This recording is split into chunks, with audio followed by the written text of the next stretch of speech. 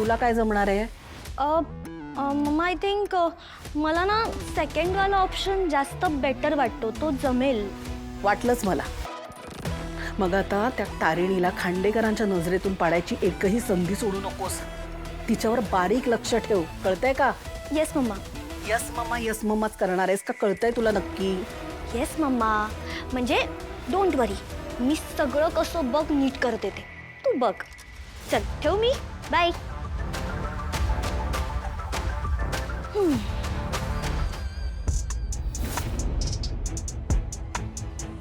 काय accidental Khandekar? Bike repair करतोय काय? गॅरेज वगैरे काढायचा प्लॅन आहे की काय? हा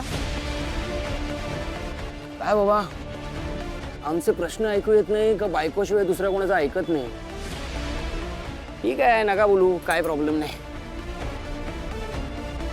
मला माहिती आहे बघ, आपल्यामध्ये वाद आहेत, आपण दोघे एकमेकांपासून खूप वेगळे आहोत.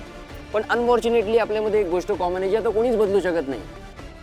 आपला बाप दयानंद खांडेकर.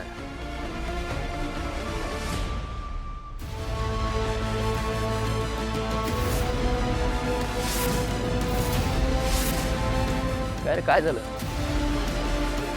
मला या विषयावर काहीच बोलायचं नाही. अरे न बोलून त्याचे पाप धुतले जाणार आहेत का? अरे त्यांनी तुझ्या आईला फसवलं, माझ्याही आईला फसवलं. अजून किती देवगीते केदार या मार्केटमध्ये फिरतात ना, आपल्याला आयडिया पण नाही आहे आपले किती भाऊ आहेत ते. बघ, एक दिवस या घरी अजून एक खांडेकर येईल हिस्सा मागायला, तेव्हा तुला कळेल मला कसं वाटतं ते. पण ते सोड सगळं, मी मुद्द्याचं बोलतो तुला. ऐक, मला असं वाटतं की या बाबतीत आपण एकाच टीममध्ये आहोत. मलाही असंच वाटतंय की खून दयानंद खांडेकरनेच केलाय. काय झालं, असं का बघतोय? अरे बाबा, मी ओळखतो त्याला, तो काय डेंजर माणूस आहे ना, मला व्यवस्थित माहिती आहे. काही वर्षांपूर्वी सुद्धा असाच एक घोटाळा केला होता त्याने, तेव्हाही जेलमध्ये जाता जाता वाचला होता. चेहऱ्यावरून वाटतो साधा, पण एक नंबरचा झोलर आहे माझा बाप. हे आपला बाप. तुला कसं माहिती? अरे बाबा, मी इथेच राहतो लहानपणापासून, इथेच लहानाचा मोठा झालोय मी. तू आता आलायस. मी लहान होतो त्यामुळे मला नेमकं आठवत नाही काय घडलं होतं, पण त्याने काहीतरी झोल केला होता मला कन्फर्म. आणि तो असा माणूस आहे ना, कोणालाही टपकवू शकतो. पण तुला मानलं आम्ही, एका नजरेत ओळखलंच त्याला. या दुनियेसमोर संत बनून फिरणारा माणूस, त्याची लायकी काय, तू किती नालायक आहेस ना, हे तू करेक्ट ओळखलंस. पण आता हे स्वतः पुढचं नको ठेवू, जरा बायकोला समजाव. तिला तो खूप साधू माणूस वाटतो एकदम. तिला सांग त्याची लायकी काय आहे ते.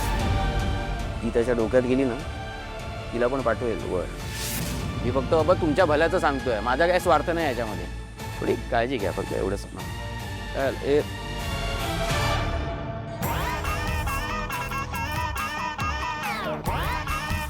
मातोश्री, तुमची चाणक्य निधी वर्ग होते वाटतं.